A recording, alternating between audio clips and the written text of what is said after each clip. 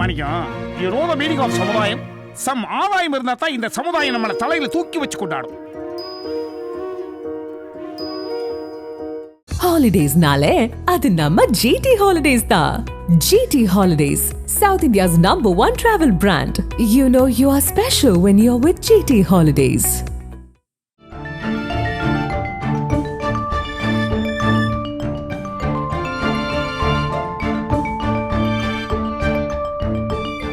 உங்கள் ஜீரண கோளாறுகளுக்கும் வயிற்றெரிச்சலுக்கும் சரியான ஒரு தீர்வு.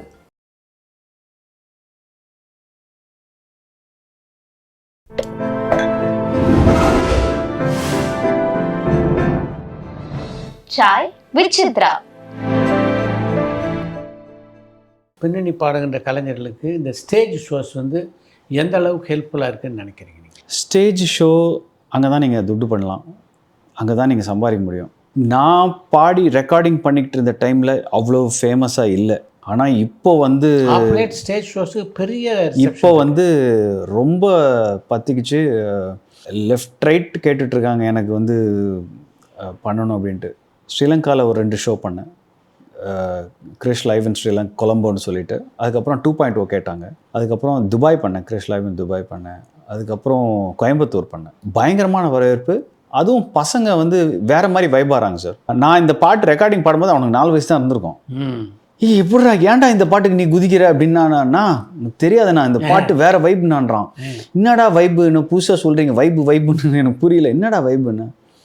இது என்ன பார்த்தா பேக் தென் அவங்க அப்பா அம்மாலாம் ஸ்கூலுக்கெல்லாம் பசங்களை கொண்டு விடும்போது அப்போ ரேடியோஸில் இவன் சின்ன வயசில் இருக்கும்போது கேட்குறது, அவங்க ரேடியோவில் ப்ளே பண்ணுறது, காரில் கொண்டு போகும்போது ட்ராப் பண்ணுறது, அவன் கேட்டு கேட்டு வளர்ந்துருக்கான். அதை ரொம்ப வருஷமாக அது காணோம். ஸோ இவன் கேட்டு அதை வளர்ந்துருக்கான். இப்போ திடீர்னு நம்ம அதை லைவில் பாடும்போது அவன் வேறு மாதிரி சாமி அடிச்சா மாதிரி ஆயிடுறான். யோ இது நாங்கள் மிஸ் பண்ணிட்டேன் இத்தனை வருஷம். நாட் மேக்கிங் எனி ஒரு ஸ்டேட்மெண்ட்டு, பட் ஐ திங்க் அந்த மெலடி இஸ் மிஸ்ஸிங் சார். இப்போது அந்த மெலடி இப்போ மிஸ் ஆகுது. அந்த ஃபீல் குட் சாங் இப்போ மிஸ் ஆகுதுங்கிற மாதிரியே இல்லையே பல படங்கள்ல. ஆமாம் சார், அது கொஞ்சம் மிஸ் ஆகுதோன்னு ஒரு டவுட்டு. இப்போ கூட ஏதாவது இதர் ஐ மீட் அனி ஆர் இதர் ஐ மீட் ஹிப்ஹாப் ஆதின்னு மெலடி பண்ணுங்க நிற்குவேன் அதான் ஆதிலாம் ஹிப்ஹாப் ஆதிலாம் சொன்னேன்னா அண்ணா நெக்ஸ்ட் பாருங்கண்ணா செம்ம மெலடி ஒன்று பண்ணுறேன். அது ஒரு சேலஞ்சாக எடுத்துகிட்டு அந்த அவங்க பண்ணுறது நல்லா இருக்குது. பட் ஆனால் இன்னும் நிறையா அந்த ஃபீல் குட் வந்தால் நல்லா இருக்குமேன்னு ஒரு இது. அதுதான் சார் இப்போது அந்த எராவை வந்து எல்லாம் மிஸ் பண்ணுறாங்க. ஸோ அதனால தான் ஸ்டேஜ் ஷோஸில் அது மாதிரி பாடலுக்கு பெரிய வரவேற்பு இருக்குது. பயங்கரமாக இருக்குது சார். நான் ஸ்லோ பாட்டு பாடுறேன் சார். யாரோ மனதிலே பாடுறாங்க சார், 15,000 பேர் கூட சேர்ந்து. மலேசியாலாம் வந்து இப்போ நான் Malaysia Krish live in Kuala Lumpur பண்ணேன். இப்படி ஒரு வரவேற்பு. நீங்கள் டிக்கெட் போட்டிங்கன்னா, நீங்கள் டிக்கெட் லான்ச் பண்ணுறீங்க, ஒரு ஏப்ரல் 18 டிக்கெட் லான்ச் பண்ணுறீங்க, 19ஆம் தேதி சோல்ட் அவுட் சார். எப்படி சார் முடியும்? அப்படி லவ் பண்ணுறாங்க சார் சாங்ஸை. அது அந்த மக்களுக்கு மியூசிக் மேலே ஒரு லவ் மரியாதை, அது வேறு லெவலு. பட் குறிப்பாக பழைய பாடலாம் ரொம்ப அதுவும் இந்த டைம் வந்து எந்த ஊரில் எல்லா பசங்களும் இதுதான் ஃபீல் பண்ணுறாங்க சார். ஐ திங்க் அதனால தான் இது ஒரு பெரிய ஒரு ட்ரெண்டாக ஒன்று ஆகிட்டு வருதுன்னு நினைக்கிறேன். உங்களுக்கு வந்து மனம் கவர்ந்து மேடை கச்சேரின்னு எதை சொல்லலாம்? மலேசியா தான் உங்களை பாட விட மாட்டாங்க. பிஜிஎம்லேருந்து லிரிக்லேருந்து எல்லாம் அவங்களே பாடுவாங்க. அந்த அளவு டியூனாக இருக்காங்க. அவங்க எப்படி இருக்கும் சார் நீங்கள் பெர்ஃபார்ம் பண்ணும்போது? ஒரு உற்சாகம் இருக்குல்ல நம்மளோட. இப்போது நீங்கள் ஒரு ஃபங்க்ஷனுக்கு போகிறீங்க, ஒரு நேரு இண்டோர் ஸ்டேடியம் போகிறீங்க, தளபதி என்ன உள்ளே என்ட்ராரு, இல்லை அஜித் சார் உள்ளே என்ட்ராரு, ரஜினி சார் வராங்க, அந்த ஒரு சவுண்டு ஒன்று வரும்ல சார், அது நீங்கள் ஒரு சிங்கருக்கு கேட்கலாம் மலேசியாவில். என்னடா இதெல்லாம் நம்பலாமா வேணாமா, என்ஜாய் பண்ணலாமா வேணாம், அந்த மாதிரி ஆகிடும். அப்படி மரியாதை, அவ்வளோ லவ் எல்லா சிங்கர்ஸ் மேலேயும். கோடி கோடி கோடி நன்றிகள் சொன்னாலும் பத்தாது. எஸ்பி பாலசுப்ரமணியோட பழைய மாதிரி மனோவோட பழைய இருக்கீங்களா நீங்கள்? அவ்வளோ மனோண்ண பயங்கர க்ளோஸ். மனோண்ண இன்னும் ஜாலி. திடீர்னு ஃபோன் அடிப்பார், கண்ணா அப்படின்னு. அண்ணா எங்கே இருக்க? வீட்டில் தானே. என்ன மூட்டு வாடா வீட்டுக்கு.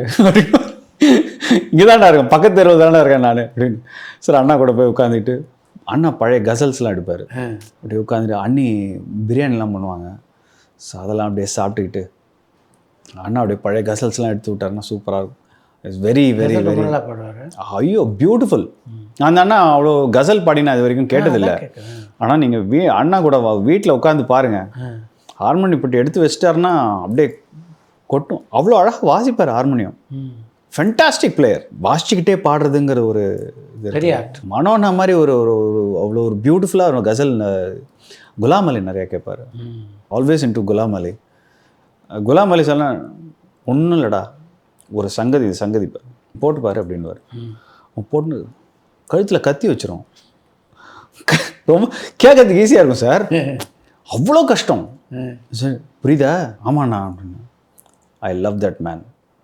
ஸோ அது இது மாதிரி மனோண்ணா வெரி ஜாலி. ஹரிகரன்லாம் கசல் பாடினான்னா அவ்வளோ அற்புதமாக இருக்கும். Beautiful sir. அவர்லாம் அவரோட அங்கேயே பழகிக்கலாம், இல்லை இங்கே வந்து தான் பழகினீங்களா? எனக்கு ஹரி சார் எனக்கு அங்கேருந்தே தெரியும். நான் அவருக்கும் ஓட்டியிருக்கேன். அவருக்கும் ஓட்டியிருக்கேன். அதுவும் ரேமன் சார் ஷோவில் நிறையா நான் கொஞ்சம் ஒர்க் பண்ணதுனால பேக் ஸ்டேஜெலாம் கொஞ்சம் ஒர்க்லாம் பண்ணியிருக்கேன். அவர் நிறைய ஷோவுக்கு வந்திருக்கார் ரேமன் சார். ஸோ அப்படி பழகினவங்க தான்.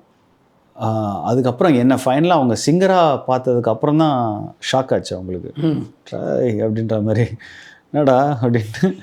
ஸோ அது ஒன்று தானே தவிர, பட் இவங்கெல்லாம் கிரேட்டஸ்ட் புக்ஸு சார். இவங்கெல்லாம் வந்து நம்மளுக்கு ஒரு ரெஃபரன்ஸ் மாதிரி. அவர் எப்படி பாடியிருக்காரு அந்த லைன், அவர் பாடியிருந்தா எப்படி இருக்கும், அவ்வளோ பாடியிருக்காங்க நம்மளுக்கு. ஸோ நம்ம அப்படி கேட்டு கேட்டு கேட்டு. எந்த காலகட்டத்தில் நடிக்கணுன்ற ஆசை கிறிஸ்டுக்கு? சார் எனக்கு நடிக்கணும்னு தான் சார் ஆசை. பிகினிங்க சினிமாவில் முதல்ல உங்கள் கோல் பாடங்க இல்லை சார், நடிக்கணும்னு தான் வந்தேன் கிளம்பி. ஃபஸ்ட்டு நடிப்பு ட்ரை பண்ணுவோம் அப்படின்ட்டு தான் வந்தது. பாட்டு கிளிக் ஆகிடுச்சு. யாரையாவது சந்திச்சிங்களா நடிக்க வாய்ப்பு கேட்ட? நிறைய பேர் கேட்டிருக்கேன் சார். நிறைய பேர்கிட்ட போயிருக்கேன். எல்லோரும் தான் சொல்லுவாங்க, நீ அழகாக இருக்கடா போடா அப்படின்றவானுங்க. இது இது எப்படி உன்னை எங்கே நான் போய் சேர்க்கறது? ஒரு காலம் அந்த மாதிரி ஸ்கிரிப்டில் வந்து வேணான்னு தோணுச்சு சினிமாவுக்கு ஒரு காலகட்டத்தில். பட் அதையும் மீறி எனக்கு நிறையா எனக்கு ஹரி அண்ணாவோட வேலை செய்யணும்னு எனக்கு ஒரு ஆசை. டைரக்டர் இயக்குனர் ஹரி. நான் சொன்னேன், அண்ணே ஏதாவது ஒரு செம்ம ரோல் ஏதாவது ஒன்று கொடுங்கண்ணே அப்படின்னே. நீங்கள் ரெடி ஆகிடுவீங்களா அப்படின்னா. நீங்கள் சொல்லுங்கண்ணே எப்படி ரெடி ஆகணும் ஆகிறேன்னு. சார் 2வது நாள் கால் பண்ணார் சார். சிங்கம் 3 இப்படி ஒரு ரோல் இருக்குது, நீ பண்ணணும். ஓகே, அப்படி பண்ணது தான் சிங்கம் 3 சார். ஒருவேளை அவன் தான் இந்த கொலையை 4 பேர் இந்த கொலையில் சம்மந்தப்பட்டிருக்கிறதா ஃபாரன்சிக் ரிப்போர்ட் சொல்லுது. கால் ஹிஸ்ட்ரியிலேருந்து ஏசி நம்பரை எரேஸ் பண்ண மாதிரி மற்றவங்க நம்பரை என் லொக்கேஷன் ஹிஸ்ட்ரியிலேருந்து எரேஸ் பண்ணியிருக்கக்கூடாது. கூடயே ட்ராவல் பண்ணோம். அவருக்கு இது மாதிரி சரி ஓகே. சூர்யா அண்ணாவோட நடிக்கிறதுக்கு ஒரு பெரிய வாய்ப்பு. ஏன்னா பெரிய ப்ரொடக்ஷன் எப்படி இருக்கும் நம்மளுக்கு அதெல்லாம் தெரியாது. ஸோ அது மாதிரி பண்ணுறதுக்கு அது ஒரு ஆசை. சூர்யாவோட நட்பு அங்கே தான் ஸ்டார்ட் ஆச்சா இல்லை? இல்லை, எனக்கு சூர்யா அண்ணாவோட எனக்கு அடியே குழுதே பாடும்போது வாரணமாயிரம் டைம்லேயே யூஸ்வலாக மேடி வீட்டில் எல்லோரும் மீட் பண்ணுவாங்க. மேடி ஒய்ஃபு, அப்பாஸ் ஒய்ஃபு, சூர்யா அண்ணன் அண்ணி. So they will call Sangeetha also because Maddy is very fond of Sangeetha. சங்கீதாவுக்கு ரொம்ப ரொம்ப பிடிக்கும் மேடிக்கு. கூப்பிடும்போது நானும் ஐ கோத. அப்படி பழக்கம்தான். எனக்கு இண்டஸ்ட்ரியிலேயே எனக்கு பிடிச்ச ஒரு ரொம்ப நல்ல மனிதர்னா சூர்யா அண்ணா தான். எதனால் சொல்கிறீங்க சார்? எல்லோரும் ஒரு எப்படி வேணால் பேசலாம் சார். சிங்கம் 3 நெல்லூரில் ஷூட்டிங் நடக்குது சார், ஒரு குவாரியில். அந்த குவாரியிலேருந்து ஷூட்டிங் முடிச்சுட்டு நாங்கள் எல்லோரும் வரோம். இது என்ன, அண்ணா வந்து எங்கேருந்து கிளம்பும்போதோ அவர் டிரைவர் வந்து என் வண்டியில் ஏறிடுவார். நானும் அண்ணாவும் தான் ஓட்டிகிட்டு போவோம். நான் ஓட்டிகிட்டு போவோம், அண்ணா பக்கத்தில் வருவார். ஷூட்டிங் முடிச்சுட்டு வெளியே வரோம். ரோட்டில் பயங்கர கூட்டம் சார். கிட்டத்தட்ட ஒரு 6:30-7 மணி இருக்கும். சூரியன் அப்படியே இருட்டார டைமு. பார்த்தா ஒரு பெரியவர் உழுந்து கிடக்காரு. ஆக்சிடென்ட்டு டிவிஎஸ் 50ல் அடித்து மண்டை பொழந்துருச்சு. அந்த அம்மா உட்காந்து அழுவுது. சுற்றி நின்று வேடிக்கை பார்க்குறாங்க. பட்டாரம் நிறுத்து வண்டினாரு. கப்புன்னு அடித்தேன் பிரேக்கு. பட்டாரன் இறங்கிட்டாரு அந்த க்ரௌடில். நான் சொன்னேன், என்னென்ன இறங்குறீங்க அப்படின்னு. குடுன்னு ஓடி போய் பார்க்குறாரு. அவர் இறங்கினான்னு சொல்லிட்டு பின்னாலேருந்து ஒரு 4 வண்டி, நம்ம வண்டி தான், யூனிட் வண்டி, எல்லாரும் இறங்கிட்டாங்க. அவரோட அசிஸ்டண்ட்டு, மேக்கப் மேன் எல்லாரும் இறங்கி ஓடி வராங்க சார். அவரோட ஜாகுவார் வண்டி சார். சொன்னால் நம்ப மாட்டீங்க, ஒயிட் கலர், இந்த ஒயிட்டில் இருக்கும் சார் அதோட சீட் கலரு. அந்த அவரை தூக்கி அப்படியே போட்டாங்க வண்டியில், வண்டியில் போட்டாங்க. வண்டியில் போட்டு டிரைவரை ஏறு அப்படின்னார். டக்குன்னு அடிக்கிறாரு. க்ளோசஸ்ட்டு நல்ல ஹாஸ்பிட்டல் சிம்ஸ் தான், திருப்பதி. விடு வண்டி அப்படின்னாரு. அங்கேருந்து அடிக்கிறார் sir. Is calling his friends. யாரெல்லாம் சிம்ஸில் இருக்காங்களோ, எங்கே திருப்பதிக்கு எனக்கு உடனே கனெக்ட் பண்ணிடுன்னு 4 டாக்டர் ஃபோனில் லைனில் வர வச்சுட்டு ஒரு பேஷண்ட் அனுப்பிச்சிட்ருக்கேன், தயவு செஞ்சு யார் என்ன ஏதுன்னு தெரியாது. சேவ் பண்ணிட்டாங்க சார். Great sir. நான் பண்ணியிருக்க மாட்டேன் சார். கிரேட். செருப்பில் அடிச்ச மாதிரி ஆயிடுச்சு எனக்கு. ஒரு நாள் சொல்கிறாரு, எப்படி கிருஷ் அப்படி யோசிக்கலாம், நம்ம அப்படிலாம் விட முடியாது. அந்த மாதிரி விட்டுருந்தா என் தம்பி கார்த்தின்னு ஒருத்தன் உயிரோடவே இருந்திருக்க மாட்டான். என்னண்ணே சொல்கிறீங்கன்னா, Karthik was had an accident கரெக்டாக கோடம்பாக்கம் பிரிட்ஜு மேலே. ஐயோ, அடி மண்டை கிண்டெல்லாம் எங்கேயோ பொழந்துருச்சான். அவர் நடிகராகிறதுக்கு முன்னாடி நடிகராகிறதுக்கு முன்னால் காலேஜ் போயிட்டு இருக்கும்போது லைலா காலேஜ் நினைக்கிறேன். யாரோ பார்த்துட்டு சிவகுமார் புள்ள அப்படின்னு சொல்லிட்டு நடிகர் சிவகுமாரோட ஒரு பிடிங்க அப்படின்ட்டு தூக்கி கொண்டு போய் ஹாஸ்பிட்டலில் சேர்த்துருக்கான். That's how he was save. அன்னைக்கு அந்த ஆள் அப்படி யோசிக்கலைன்னா அந்த பிள்ளை இருந்திருக்காது. அப்புறம் செக் பண்ணி பார்த்தா அவர் விழுந்து ஆக்சிடென்ட் ஆனவருக்கு அடுத்த வாரம் அவர் பொண்ணு கல்யாணம் வச்சுருக்காரு sir. All credit goes to this man Suriya. நான்லாம் கண் கூட இது ஒரு விஷயந்தான் நிறைய பார்த்துருக்கேன். நான் இங்கே எப்படி ஹெல்ப் பண்ணுவாங்க, இறங்கி எப்படி செய்வாங்க நான் பார்த்துருக்கேன் சார். அவ்வளோ ஸ்வீட்டு சார். நான்லாம் பண்ண மாட்டேன் சார். ரொம்ப ரேர் குவாலிட்டி தான். எனக்கு ஆசை சார், எனக்கு ஹெல்ப்லாம் பண்ணணும். பட் இது யோசிச்சிருக்க மாட்டேன் சார். நான் அப்படி அந்த குடும்பத்தோடு உங்களுக்கு நல்ல நெருக்கம் இல்லையா? எனக்கு எப்பவுமே சார், எதுவும் சூர்யா அண்ணா எப்பவுமே he never gave up. எப்போ இருந்தாலும் கிருஷு கூடியா அப்படின்னு எனக்கு படமே கொடுத்தாரு சார். ராமன் ஆண்டாலும் ராவண ஆண்டாலும் கிருஷ் இதுக்கு மியூசிக் பண்ணு, நீ உன் மியூசிக் எனக்கு ரொம்ப பிடிக்கும், நீ பண்ணு அப்படி கொடுத்தேன். எத்தனை பேர் சார்? கமல்ஹாசன் சொன்னது சூர்யா நிறைவேற்றினார். சூப்பர்ல சார். அது ஆப்பர்ச்சுனிட்டி எப்படி வரும், கதவு தட்டணும்னு நம்மளுக்கு தெரியாது. கொடுத்த வேலையை சின்சியராக பண்ணு. பல துறைகள் வச்சுருக்கீங்க. ஒரு பக்கம் சிங்கர், ஒரு பக்கம் நடிகர், இன்னொரு பக்கம் இசையமைப்பாளர். எது உங்களுடைய பிரதான கோலாக இருக்குது? இப்போ பிரதான கோல் பாடகர் தான் சார். பாடகர் தான். ஏன்னா நம்மளுக்கு இன்றைக்கி நல்லா நினச்சதை போடுறோம், நினச்சதை சாப்பிட்றோம், நினச்ச வண்டியில் போகிறோம். இது எல்லாத்துக்குமே பாட்டு தான் எனக்கு சோறு போட்டுச்சு. அதை விடக்கூடாது சார். சரஸ்வதி கொடுத்தது, அந்த அம்மாவுக்கு கொடுத்த டேலண்ட்டை நம்ம அதை யூஸ் பண்ணணும்.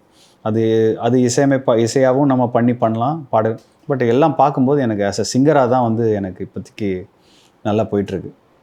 நாளைக்கு ஃப்யூச்சர் என்ன ஆகும்னு எங்கள் அண்ணாமலையார் யோசிப்பார். தேவாவுடைய இசையமைப்பில் கூட நீங்கள் பாடியிருக்கேன் சார். பாடியிருக்கேன். தேவா அங்கிள் மாதிரிலாம் வரவே வராது. அந்த ஃபேமிலியே சொல்கிறேன், எக்ஸ்ட்ராடினரி. ஆமாம், ஸ்ரீகாந்த் தேவாவோட நிறைய பணியாச்சு. ஸ்ரீகாந்த் சார், தேவா சார் எவ்வளோ பெரிய இசையமைப்பாளர். ஒரு பாட்டு பாடுறோம், உள்ளே போகிறோம், அவரே உட்காந்து சொல்லி கொடுக்குறாரு. தம்பி டேக் போகலாமா அப்படின்றாரு. டேக் போகலாம் அங்கிள் அப்படின்னா டேக் போகிறோம், பாடு முடிக்கிறோம். தம்பி பேலன்ஸ் பண்ணு அப்படின்றாரு. பேலன்ஸ் பண்ணி முடிக்கிறாங்க. முடிச்ச உடனே ஸ்டூடியோவில் வேலை செய்கிறாங்களே சார், அத்தனை பேர் வந்துடுவாங்க உள்ளுக்குள்ளார. நல்லா ஃபுல்லாக சவுண்ட் வைடாக அடிச்சு சவுண்டு வச்சு பாட்டு அப்படியே ஒரிஜினலாக நம்ம கேட்கும்போது எப்படி இருக்கும் அந்த மாதிரி கேட்போம். முடிச்ச உடனே எல்லோரும் கை தட்டுவாங்க சார். இது என்ன நம்மளுக்கு தான் பண்ணுறாங்களா, இல்லை இது உங்களை வழக்கமே இதுவா? நம்மளுக்கு புதுசாக இருக்கும்ல சார். அது இது மாதிரி யாருமே பண்ணதில்லை. எல்லாம் கை தட்டுவாங்க. நன்றி சொல்லுவார் தேவா அங்கிள். நான் சொன்னேன், எதுக்கு நன்றி சொல்லி, நான் தான் பேமெண்ட் வாங்குறேன், எதுக்கு நன்றிலாம் சொல்கிறீங்கன்னு. இல்லை தம்பி சூப்பராக இருந்துச்சு தம்பி, சூப்பர் என்கரேஜ்மெண்ட் சார். என்ன கெஸ்டர் சார், அதை விடுங்க சார். இது ஒன்றுமே இல்லை. இறங்கி நான் போயிட்டு வரேன் அங்கிள் அப்படின்னு சொல்லிட்டு போகும்போது கேட்டு வரைக்கும் வருவார் சார். அவர் நம்மளுக்கு கூச்சமாயிரும், நீங்கள் எதுக்கு வரீங்க அப்படின்னு கார்கிட்ட அனுப்பி வச்சுருவார். Great human. ஸோ இப்போ ஒரு பாட்டு 1.5 பாட்டு பாடினதுங்களாம் ஆட்டிடியூடு. உண்மைதான். எவ்வளோ ஹிட்ஸு, எவ்வளோ படங்கள், எவ்வளோ சாதனைகள். ஐயோ, நான்லாம் அப்படியே குறுக்கிட்டேன் சார் அவங்களுக்கு முன்னால். Great man. அவங்க வீட்டில் எல்லாருமே சார், ஸ்ரீகாந்த் தேவாவும் அப்படி தான், சபேஷ் அண்ணாவும் சரி, முரளி அண்ணாவும் சரி, தேவா அங்கிளும் சரி, எல்லாருமே சார். அவரோட டைம் ஸ்பெண்ட் பண்ணிருக்கீங்களா? ரொம்ப இல்லை சார். ஒரு 2-3 தருணத்தில் நிறையா பயங்கர ஒரு விஸ்டம் ஸ்பீச்லாம் சொல்லிகிட்டு இருந்தார் எனக்கு. தம்பி இப்படி பண்ணோம், அப்படி பண்ணோம். பாடகராக ஒருத்தர் நிலைநிறுத்திக்கிறதுக்கு எப்படி இருக்கணும் அப்படின்னு நினைக்கிறீங்க? Character sir. Your character is your destiny. உன்னுடைய பழக்க வழக்கங்கள், நீ ஒருத்தர்கிட்ட நடந்துக்கிற முறை சார். டேலண்ட்லாம் அடுத்தது சார். நீ என்னைக்கு அடங்கி ஹம்பிளாகி கை கட்டுறியோ அன்றைக்கி ஆப்பர்ச்சுனிட்டி உன்னை தேடி வரும் சார். கேரக்டர்லேயே ஜெயிச்சவனுங்க நிறைய பேர் இருக்காங்க சார். திறமை கூட 2வது தான் சார். உண்மைதான். எவ்வளோ பேருக்கு எவ்வளோ எக்ஸாம்பிள் சொல்லலாம். So I think it is very very important. தரையில் இருக்கணும். அதுக்கு உதாரணம் ஏஆர் ரஹ்மான். தரையில் இருக்கணும். அவ்வளோ பெரிய சாதனைக்கு அப்புறம் பார்த்தீங்கன்னா 1/2 இன்ச்சு கூட அது எடுத்துக்கலையா சார். அவர் ஆஸ்கர்லாம் வாங்கிட்டு வந்துட்டார். நான் போய் என் கல்யாணத்துக்காக பத்திரிக்கை கொடுக்குறேன். பத்திரிக்கை வாங்குறாரு. ஹேய், திருவண்ணாமலையில் கல்யாணமா? உங்களுக்கு தெரியுமா சார், நான் கோயிலுக்குள்ள எவ்வளோ கச்சேரி வாசிச்சிருக்கேன் தெரியுமா அப்படின்னாரு. அங்கே தான் இருக்காங்க சார் அவங்க. அவ்வளோதான் இருக்காங்க. இவங்களெல்லாம் பார்த்து கற்றுக்கணும். என்னத்துக்கு இதுங்களுக்கு ஒன்றுமே இப்போ இருக்கிற காலகட்டத்தில் படத்தில் கூட பாடுறதில்ல பசங்க. அதுங்களுக்கு ஆட்டிடியூடு, இதில் தான் வருவேன், அதில் தான் போவேன், இப்படி தான் இருப்பேன்.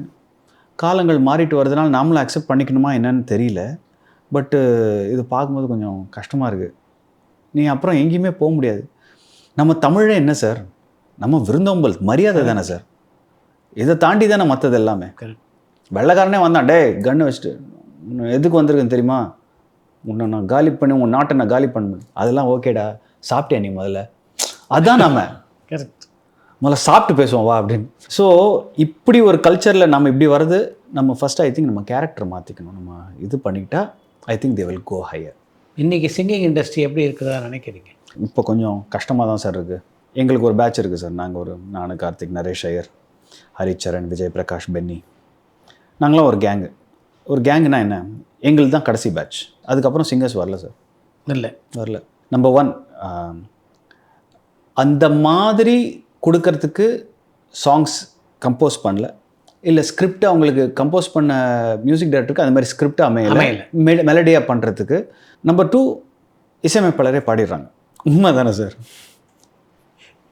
அதுவும் இவங்க வாய்ப்பு பறிப்போக காரணம். ஆமாம் சார், இசையமைப்பாளரே பாடிடுறாங்க. வேறு என்ன பண்ணுறது? சரி, இது ஒரு சைக்கிள் சார், நாம் அக்செப்ட் பண்ணி தான் ஆகணும். இது ஒரு காலம், நம்ம அக்செப்ட் பண்ணி தான் ஆகணும். அது திருப்பி வரும் சார். இது ஒரு டைமுக்கு அப்புறம் அது திருப்பி வரும். ஸோ அது வரைக்கும் பொறுமையாக இரு மகனே அப்படிங்கிற மாதிரி.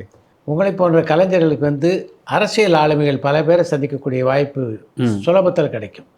நீங்கள் அது மாதிரி யாரெல்லாம் சந்திச்சிருக்கீங்க, யாரோடலாம் பழகிருக்கீங்க? அதாவது நம்ம துணை முதலமைச்சர் ஆஸ் அ பர்சன் நான் ரொம்ப க்ளோஸாக பழகியிருக்கேன். உதயநிதி அவரோட சார், தங்கம் சார், அவ்வளோ ஸ்வீட்டு.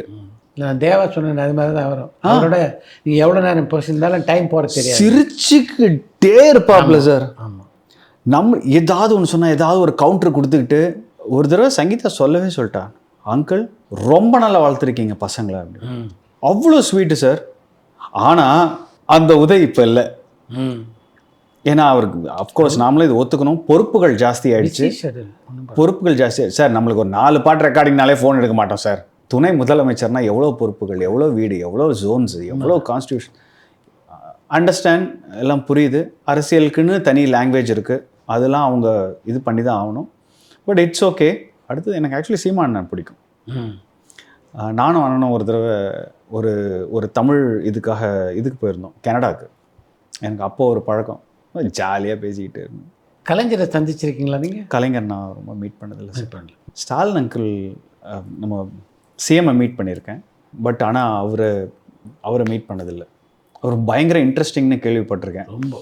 ஏன்னா சங்கீதா வந்து அவங்க அம்மாலாம் வந்து, அவங்க தாத்தாலாம் வந்து பயங்கர க்ளோஸ். நல்லா இருக்கும். பாலன் அவரும், கேஆர் பாலன் அவரும் ரொம்ப நல்லது, பயங்கர க்ளோஸு. அவங்க எப்படிலாம் பேசுவாங்க, எவ்வளோ ஜாலியாக இருப்பாங்க அப்படின்லாம் பயங்கரமாக கேள்விப்பட்டிருக்கேன்.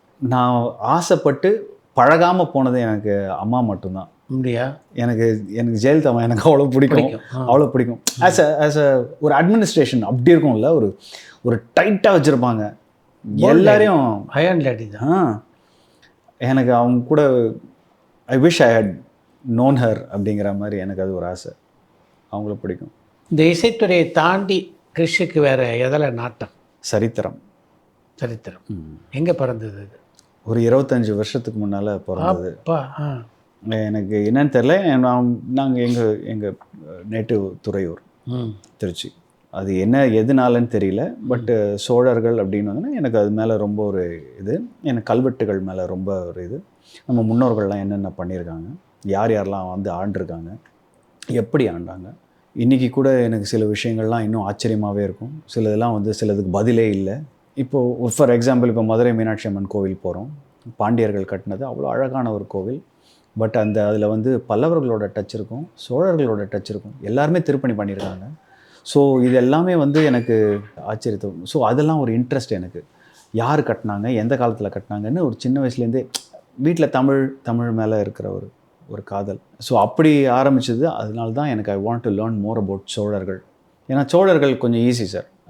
ஏன்னா எவ்ரிதிங் இஸ் டாக்குமெண்டட். எல்லாமே ஃபைல் போட்டு வச்சுருக்கோம் நம்ம. அது சோழ வரலாறு, கல்வெட்டுகளும் சரி, செப்பேடுகளும் சரி, நம்மக்கிட்ட நிறையா, சோழர்கள்கிட்ட நிறையா இருக்குது. ஸோ அதை பார்த்தாலே வந்து அவங்க என்ன பண்ணாங்கன்னு நம்மளுக்கு தெரிஞ்சிடும், யார் என்ன பண்ணாங்கன்னு. தஞ்சாவூர் கல்வெட்டுலாம் நீங்கள் பார்த்தீங்கன்னா அதுலேருந்து ஒரு சிலை விரலோட சைஸ்லேருந்து இருக்குது, கல்வெட்டில் இருக்குது, யார் என்னென்ன கொடுத்துருக்காங்க அப்படின்னு. ஸோ இதெல்லாம் ஒரு பியூட்டிஃபுல் இது. எனக்கு ஒரு டைம் ட்ராவல்னு ஒன்று இருந்துச்சுன்னா 1000 வருஷங்களுக்கு முன்னால் போய் எப்படி வாழ்ந்தாங்கன்னு எனக்கு பார்க்கணுன்னு. இன்றைக்கி நான் கோயிலுக்குள்ளே போனாலும் என்னை அறியாமையே நான் அழுதுருவேன். கண்ணில் ஒரு தண்ணி வரும். அவங்க என்ன யூஸ் பண்ணியிருக்காங்க, அவங்க தங்க நாணயம்லாம் வந்து நான் வந்து டாலராக வந்து மாட்டியிருக்கேன். சோழரோட தங்க நாணயம், சோழரோட தங்க நாணயம். ஸோ அதுக்கு மரியாதை கொடுக்கணும். ஸோ அதுக்கு ஒரு தனி இது. எனக்கு இதெல்லாம் ரொம்ப இன்ட்ரெஸ்ட்டு. எந்த டைம்லேருந்து எந்த டைம் ட்ராவல் பண்ணியிருக்காங்க. ஸோ இளஞ்சென்னிலேருந்து முடிஞ்சு நம்ம சரித்திரத்தெல்லாம் விட்டுருக்கோம். நடுவில் கேப் இருக்குது. கிட்டத்தட்ட ஒரு 600 வருஷம் 700 வருஷம் ஹிஸ்ட்ரியே கிடையாது. அதுக்கப்புறம் மிடேபிள் சோழாஸ் வந்தாங்க. இதெல்லாம் ஒரு பயங்கர ஒரு இன்ட்ரெஸ்ட் சார். என்ன யார் எங்கே எப்படி. நடுவில் அப்புறம் பொன்னியின் செல்வன் வந்துச்சு. பொன்னியின் செல்வன் நாங்கள் 20 வருஷத்துக்கு முன்னாலேயே எங்கள் அம்மா ரிவர்ஸில் சொல்லுவாங்க பொன்னியின் செல்வன் கதையை. எங்கள் அம்மா தமிழாசிரியர். எங்கள் அம்மா ரிவர்ஸில் சொல்லுவாங்க. சின்ன வயசுலேருந்து கேட்டுலாம் உண்மையாகவே பொன்னியின் செல்வன் ஒன்று நடந்துச்சா, இவங்கெல்லாம் இருந்தாங்களா இப்படிலாம். ஸோ அதெல்லாம் தான் எனக்கு அந்த ஹிஸ்ட்ரி மேலே ஒரு. ரொம்ப நன்றி. உங்களுடைய அனுபவங்கள்லாம் நம்ம ரசிகர்களோட பகிர்ந்து கொண்டோம் சார். உங்கள் சேனல் எனக்கு ஆக்சுவலி ரொம்ப பிடிக்கும். டூர் அண்ட் டாக்கீஸ் எனக்கு நிறைய எபிசோட்ஸ் நான் சொல்லிகிட்டே இருப்பேன். பட் அந்த எபிசோடெலாம் தாண்டி நீங்கள் என்னை கூப்பிட்டு எடுத்ததுக்கு நான் உங்களுக்கு நன்றி சொல்லணும். Thank you very much sir. Thank you. பரபரப்பான சினிமா செய்திகள், நட்சத்திரங்களின் பேட்டிகள், சினிமா வரலாறு ஆகியவற்றை பார்க்கவும் படிக்கவும் உங்களுக்கான இணையதளம் tourantalkies.co.